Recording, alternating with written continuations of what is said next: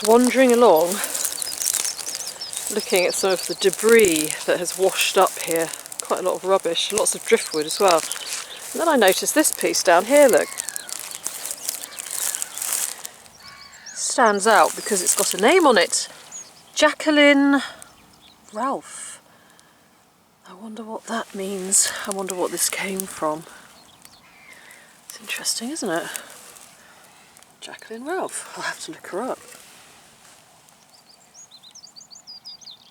Oh, can you hear that beautiful skylark? It's really early in the morning, and actually it's quite freezing. It's quite cold. There's a layer of frost on everything. It's April. But the sun's coming up, so gradually it's going to all thaw out. But yeah, interesting first find.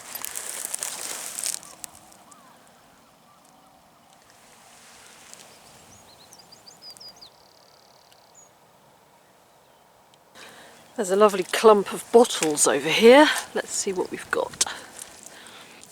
Some old milk bottles. Oh, this is nice, isn't it? It's a shame it's broken. An old Gordon's gin bottle. See the boar's head on the bottom. Just about. Look, here's a Gordon's dry gin bottle, and this one isn't broken. I wonder how old this one is.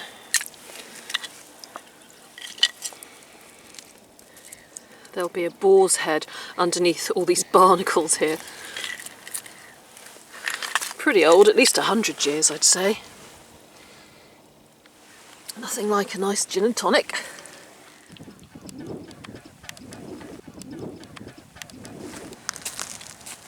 Now, I've just seen something. So keep your eyes open, see if you can see what I've spotted.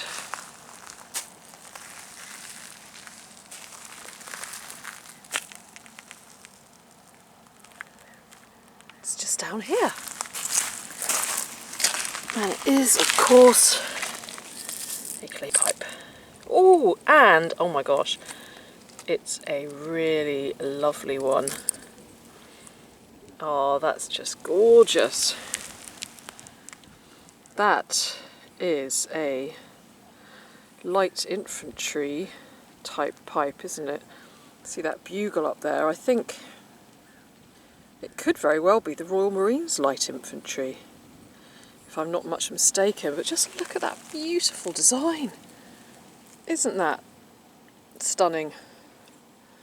And it's so delicate as well, and yet it's survived for so long. It's going to date to at least the mid-19th century, if not earlier. Very pleased with that. I thought it was a plain one. Can you see the design on there? I'm not sure if you can in this light. Put it here. Yeah, there we are, look. Oh, it's actually got lettering. Yes. It's got RMLI. RMLI, so it is. It's the Royal Marines Light Infantry. That's so strange, because I found a kit bag bottom, a big piece of metal, which belonged to a man who served in the Royal Marines Light Infantry, and he joined up in 1902. Gosh, this pipe could have belonged to him. Oh, that's a real treasure. That's a real treasure. Well, if I don't find anything else all day, I'll be thrilled with this. I better go and show it to David.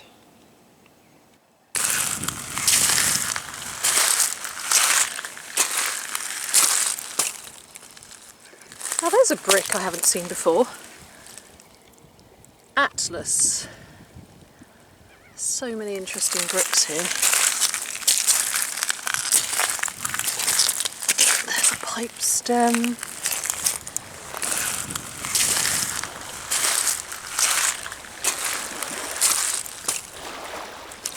I just spotted this little jar here. I've got to pick it up because it's got stomach powder written on it. Powder for your stomach. Mclean's brand. Stomach powder. Anyone who is anyone should have that in their bathroom cabinet. Stomach powder.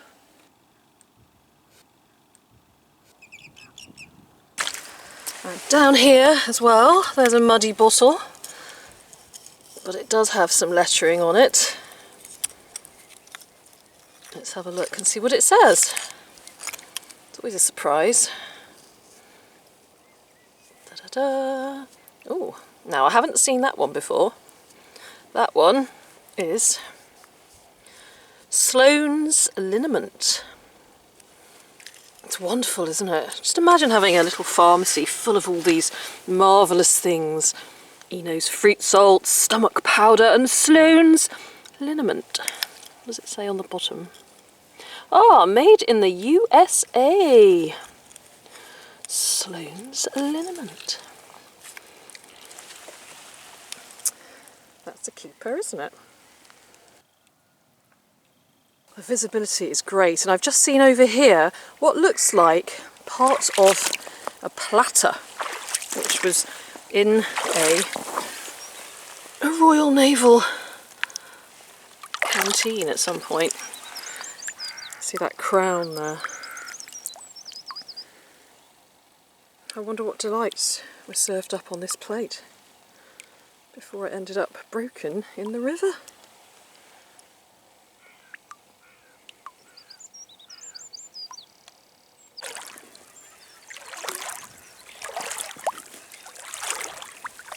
Now I'm just wandering along near the tide line and I saw this bottle here, or rather it's a broken bottle, but it might be a broken bottle, but it obviously used to be a flask from a pub or a tavern, and so it's definitely worth taking just so that I can look up the history of this place. It's the Fleur de Lis from Gillingham. So I'm going to take that and look it up. I wonder if it still exists. The skylark's excited.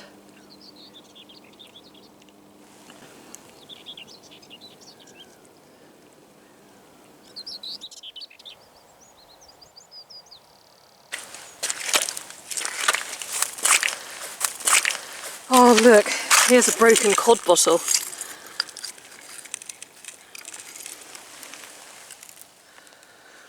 W.H. Miles Raynham.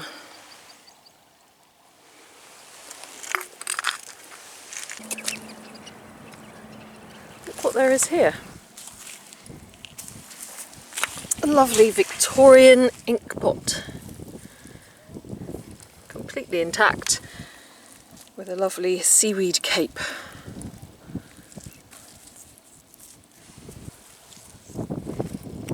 So pretty. Stoneware pot. Been there for some time. I'm going to leave it there for somebody else to find.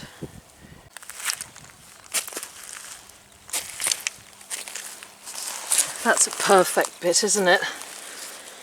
It stands for wardroom, WR, but imagine if you had the initials WR. What a nice stamp that would make.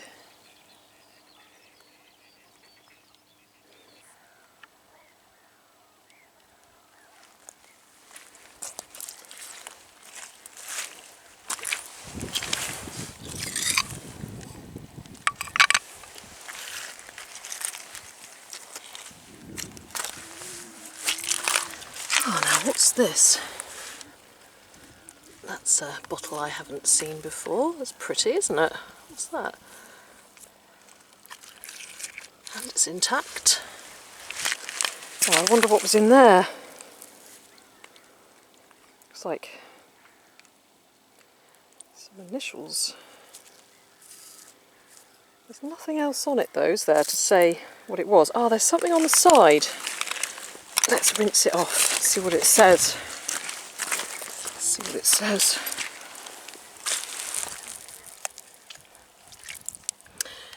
Chinina. Chinina.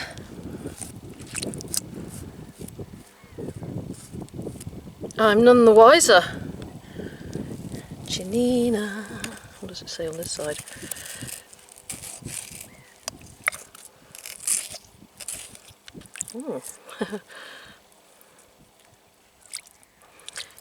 Chinina voltiana. Oh, very exotic. Chinina voltiana. So it's the C and the V. Is it? Yeah, we got the C, the V for Chinina voltiana.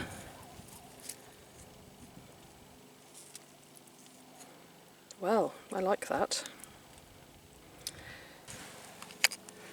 Well, hopefully I'll be able to find out a little bit more about it.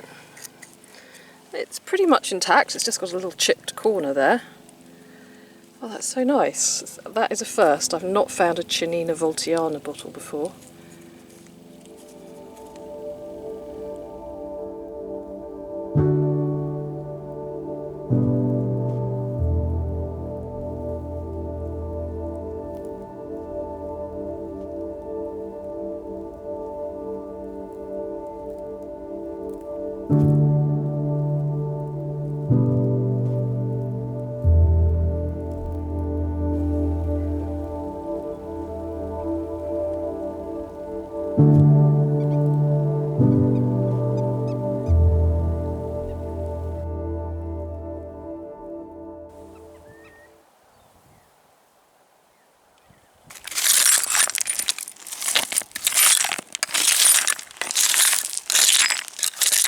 So it looks as if it's definitely a Royal Marines Light Infantry Day. I spotted this piece of metal. It's very damaged, it's been burned obviously, but look, it's RMLI.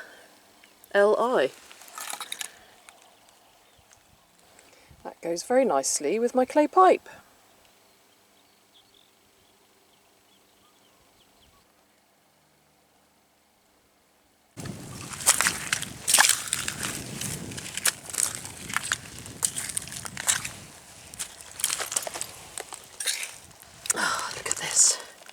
I found a few glass bottle stoppers today, but this one's a really nice one. What's this from? Ah, now this is from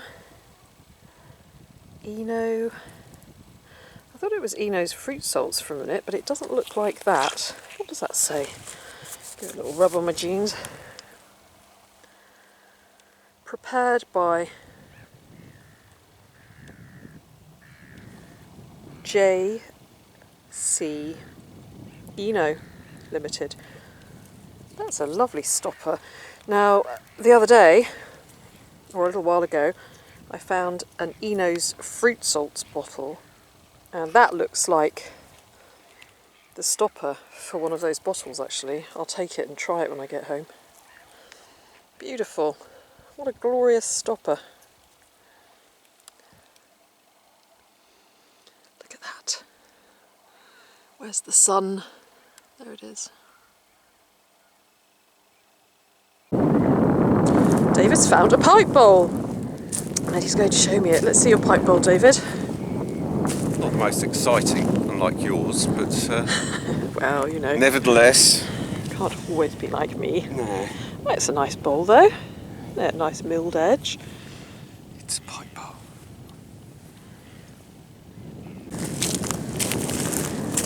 Now there's a couple of things down here. There's a piece of pipe stem which has a name on it, which is great, and it's a local maker. He's called Hinkins, and I've got some of his clay pipes. He used to make clay pipes in Chatham. So there's his name, Hinkins. And there is Chatham, which is where the dockyard is, of course, and that's why Who Fort and Darnett were built, to protect the dockyard from possible invasion. And here we've got a little piece of crockery, part of a piece of crockery from the National Army Canteen Board, NACB. A couple lovely little bits of history there. Well, David's going to be pleased. I've just found a pipe bowl myself. It's over there. Look, let me zoom in on it, see if you can see it.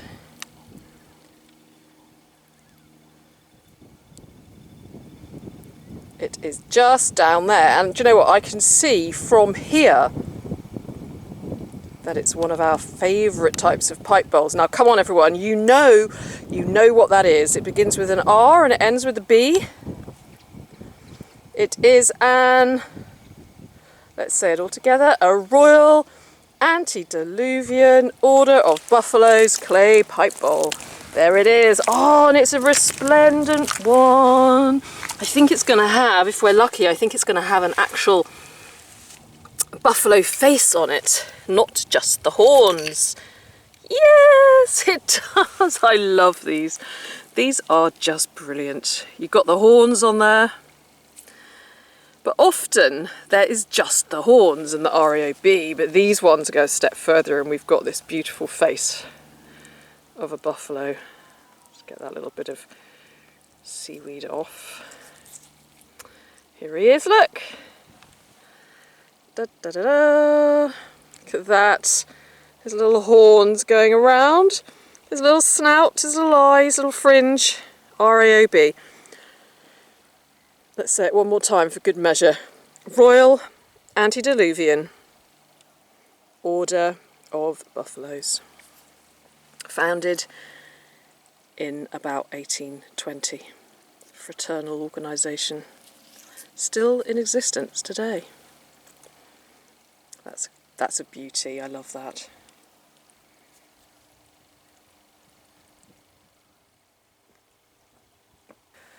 There she is. Have you gone in a year? It's just...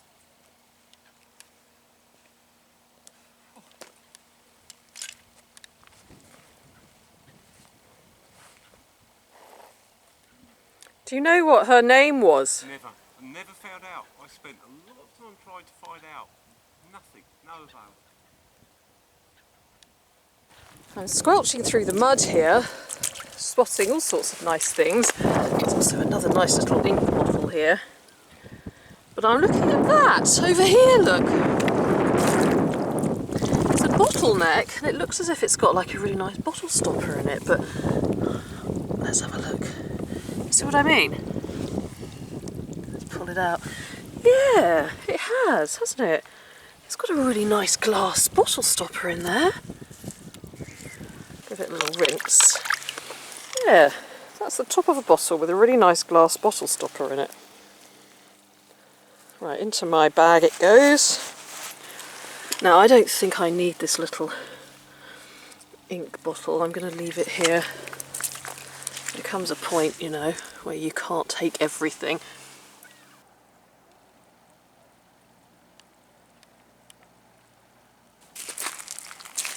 Wow, look at this.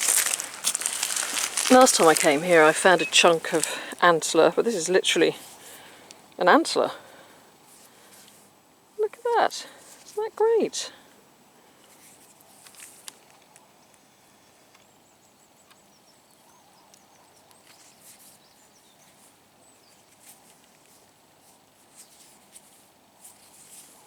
Oh, I like that.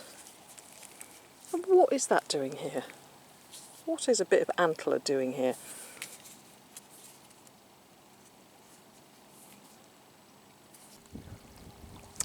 Let's go and have a look at this bottle here. It looks like another type of ink bottle, doesn't it? Ha, but it's not. Oh, hang on. What is it? I'm not even sure if it's a bottle. Yes, it is. What's that got on the front of it there? That's quite nice, isn't it? Oh, you know what it is? It's a stopper, isn't it? That's a bottle stopper. Ah, I think. Shall have to give it a wash. Where can I give it a wash? So this thing I found, I've given it a little rinse out, got the mud out, and then David said it looks like a crown in the middle, and it's true, I hadn't seen that before. That does look like a crown in the middle there, doesn't it? With like an S and an I. And a crown. Oh, that's really cool. Plot thickens. Oh, the tide's coming in. Let's have a look at these bottles. These look like, yeah, early Pepsi Cola bottles, aren't they? What's that one? Lemonade. Ooh, what's this? Oh, that's a nice old Pepsi bottle, isn't it? I've got quite a few of these actually. I don't think I need any more, but that is nice. Nice old Pepsi bottle. Some people collect those, don't they? What else have we got?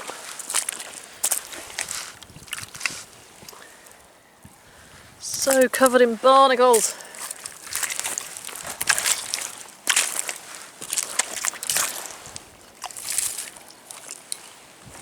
And a very large magnum of mud.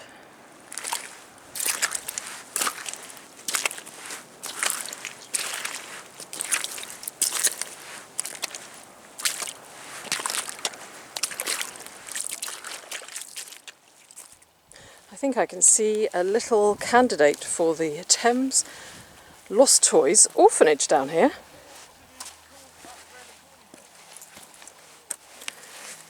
Here we are. Who's this? Oh, it's one of the...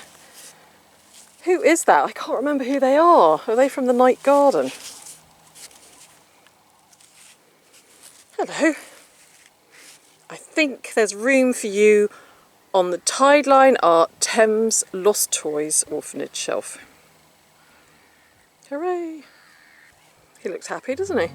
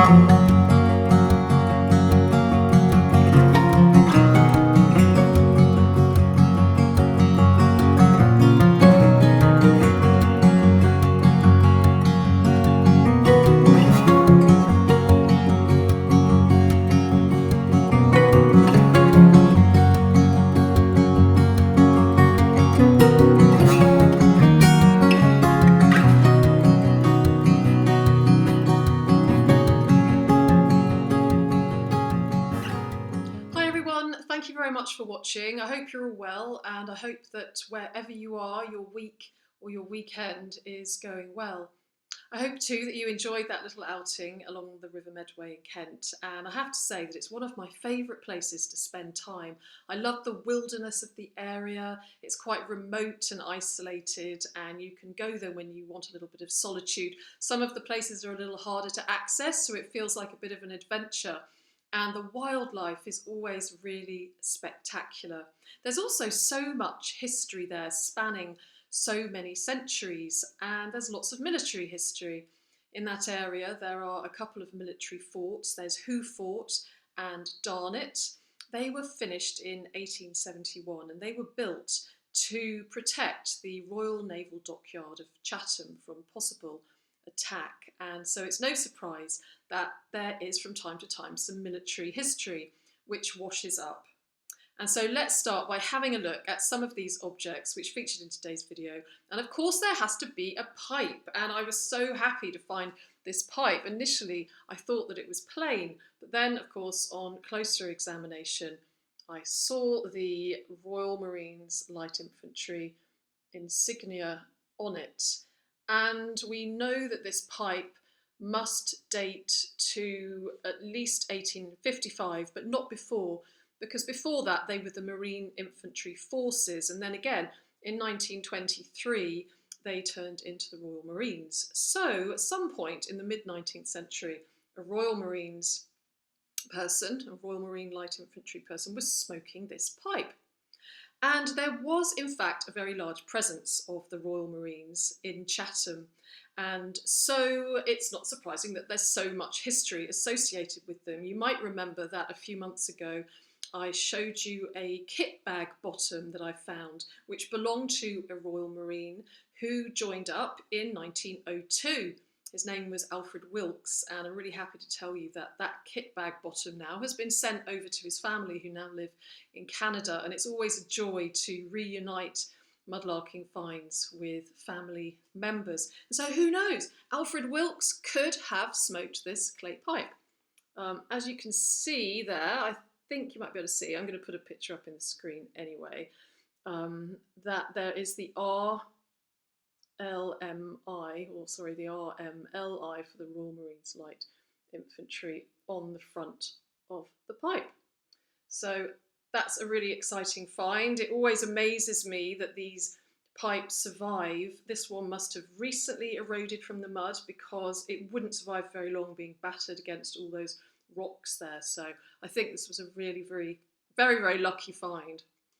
And of course the other Royal Marines Light Infantry related find is this. And whether that came from a belt or a cap badge or some kind of collar badge, I don't know. I'm not quite sure, but it's definitely related to the Royal Marines Light Infantry. So a really nice bit of military history there. And so in front of me, apart from the military history, I have a veritable medicine cabinet full of remedies and cures for many, many ailments. I think it's part of a mudlark's duty to bring these everyday objects, which some could say is just rubbish and trash, and bring them into the limelight and let them shine. So let's start with Sloane's liniment, made in the USA. And Sloane's liniment was actually originally made for horses. So I'm going to read you a little bit about what I found out about it. So a liniment is like a heat rub. And by the way, thank you to the website Bay Bottles for this info, which I'm about to share with you.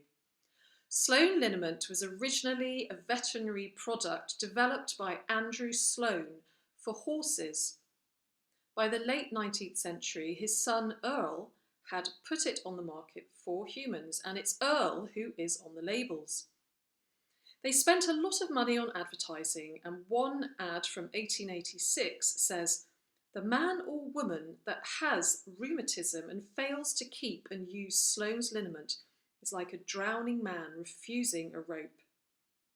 It continued to be advertised for both home and farm remedy, for horses, cattle, sheep, hogs and poultry. An ad in 1920 listed 26 human ailments it could offer relief to. So, one of these remedies that you really had to have in your medicine cabinet. So I have actually found a few of these now since that outing, so I'm starting up my own little Sloane's liniment shop. The other notable remedy here is Mclean's stomach powder. And again, I mean, it has to be said that these manufacturers, a bit like the manufacturers of today, I suppose, they really used advertising to their full advantage and promised so many miraculous results. And the same goes for Mclean's stomach powder. In fact, I found a letter that was written by somebody, and I'm going to read it to you now. And it's from a Mr. H.J. of Haringey. He writes, "When discharged from the army, I was a chronic gastric case. I suffered so much I thought I would never get well again. My doctor asked if I was willing to be x-rayed. I brought the hospital report back, which was a small diet sheet. Also, that I was to take Mclean brand stomach powder. I can now eat a meal with anyone. Also, sleep well." So, after hearing that incredible testimonial from Mr. Haringey, why wouldn't anybody rush out and buy stomach powder? I know that I would. You'll also have noticed that I came across two really nice old gin bottles in the mud, which I actually left because they were full of crabs and shrimps and cockles and all sorts of things, so I left them to enjoy their Gordon's gin bottle home. Well, gin, of course, was also used in the early 17th century as a medicinal remedy. In fact, Samuel Pepys used it for his stomach ailments and used to often ask for juniper water, and he was very, very fond of it. In fact, I've been looking up quite a lot about gin recently because I'm going to be mentioning it in the talk that I'm doing on Sunday for the Totally Thames Festival about my food and drink related mudlarking finds, and I've really been going down a bit of a gin rabbit hole because it wasn't all great with gin in the 1700s. There was the gin craze, which was largely due to William III's high taxes on the French wine and brandy, so people stopped drinking that, and then also the tax breaks given to spirits distillers, and so consequently one of the results of that was that at some point in the mid 1700s a pint of gin was cheaper than a pint of ale, so as you can imagine a lot of people were swigging down the gin, and everything went a little bit crazy for a while until a Gin Act in 1751 started to remedy that, and people began to drink less gin. And of course, you know, gin is very popular now. Everyone likes a nice gin and tonic. And my friend Jason lent me his lovely Gordon's gin bottle, which he found in the River Thames. And Gordon's gin was founded in 1769 by Alexander Gordon, and it has the boar's head on it, of course. Actually, you can see it there. You can see the boar's head. And that is supposedly because one of the Gordon clan saved the king from being killed by a wild boar. So lots and lots of interesting facts about gin that I will be regaling people with on Sunday when they come to my talk. So that is that for the ailments.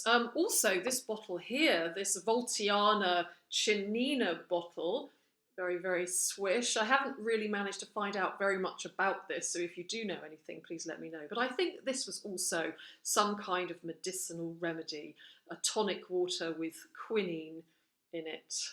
And it can't have held a great deal, but yeah, probably just another little medicinal remedy. What else have we got here? Oh yeah, I do love this, even though it's broken. It is the remains of a pub flask from the Fleur de Lis in Gillingham, and this Fleur de Lis pub was actually built in 1860. And I've got a nice photograph of it, which was taken in 1937, so somebody would have probably put their brandy in there and taken it away from the pub. And actually the pub still exists. I just found their Facebook page, so I'm going to send them a picture of this. They might be interested to see it. What else have I got here? Oh, this really nice bottle here, this really chunky bottle. I do wonder what was in this. Can you see that nice design on it there? It's like a crown with an S and an I. I think they're meant to be letters. Maybe it had ink in it, or maybe some kind of ointment. I don't know. I haven't managed to find out anything about it, but it's a really nice bottle. There were a few lovely ink bottles. I've cleaned a few of them up. There's that one. It's always nice to imagine who was dipping their pen in there. One of the stoppers I found was actually in the neck of a bottle, and it wasn't until I got it home and gave it a good wash that I realised that the actual neck of the bottle, as you can see there, is blue, and the stopper is see-through, so I don't think that that stopper probably originated in that bottle neck. So it's quite an interesting combination of blue and clear glass. I can't get the bottle stopper out, by the way, it's completely jammed. One of the other pipe bowls which we found was, of course, a delightful Royal Antediluvian Order of Buffaloes pipe, and I love finding them with the whole face of the buffalo. Often it's just the horns, but these are lovely. They've got a real little character. We've got the nose of the buffalo, his little eyes, his little fringe, and the RAOB there. Founded in about 1820, and it would appear that quite a lot of people in the Medway area belonged to the Royal Antediluvian Order of Buffaloes, and of course they still exist today. What else have I got here in front of me? I think that's it really that I was going to mention in this roundup. I'd like to say a really big thank you to you all. I give you all a huge shout out. Everybody is so helpful. You always leave me such encouraging comments, and you're so full of knowledge. And so many of you help to identify my finds, and I'm talking in particular about this here, which I learned a lot about. It is in fact a gudgeon, and it would have been a gudgeon and a pintle, and the pintle would have gone in here. And I can hear some of you saying, but what's a gudgeon and a pintle? Well, this would have had a rudder coming out of it. So in here, the wood has rotted away, and the rudder would have been in between these two pieces of metal. And then the pintle would have gone through the hole, which is still full of mud, and then the rudder would have swiveled on the pintle. Now I think I'm explaining that right. I have looked at a few diagrams, and now I can sort of visualise what this did. I love it. I don't know how old it is. Obviously modern gudgeons and pintles look very similar, but with a lot more modern metal, of course. I'd say this has to be definitely 19th century, maybe early 19th century. And I'm going to show it to the Royal Maritime Museum because I think that they're going to be interested to see it. So thank you everybody who wrote to me to tell me that this was a gudgeon and pintle thing.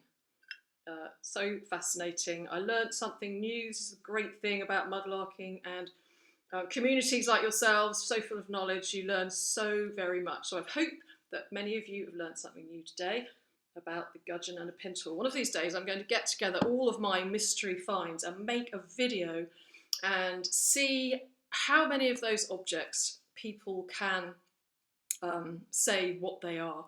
It should be quite fun. I must have about at least 20 objects which are quite mysterious and which you, as the viewers, have helped to identify. So thank you very much. Thank you generally for all the comments on my videos. They are so encouraging. They really lift my spirits, and I value each and every one of them. Thank you too for everybody who has supported me by donating to my Ko-fi account. I'm really very, very grateful. And if you would like to donate a small amount to my Ko-fi account, then you can find the link up on the screen and in the description to this video, and any of those donations will go towards the improvement of my channel. But most importantly, I just really want you to enjoy my videos, and it's really not necessary at all to give any donations unless you feel you want to, so please do not feel pressurised. I mostly just want you to enjoy my videos. That is what gives me huge pleasure. So I hope that you all have a really good week ahead. So this coming weekend, I'm actually going to Detectival, and I'm really looking forward to that. I've never done that before. So if you are going to Detectival this weekend, which is like a big metal detecting kind of meet-up, then yeah, if you see me, please give me a wave. I don't do that much metal detecting, and I very, very rarely, if ever, do it down on the River Thames. I much prefer searching by eye, but I do enjoy wandering aimlessly around in a field with a metal detector and searching for history. So I'm really looking forward to doing that this weekend. So everybody, take care, and I'm really looking forward to seeing you again very soon, sending you lots of love, and yeah, see you again very soon. Bye-bye.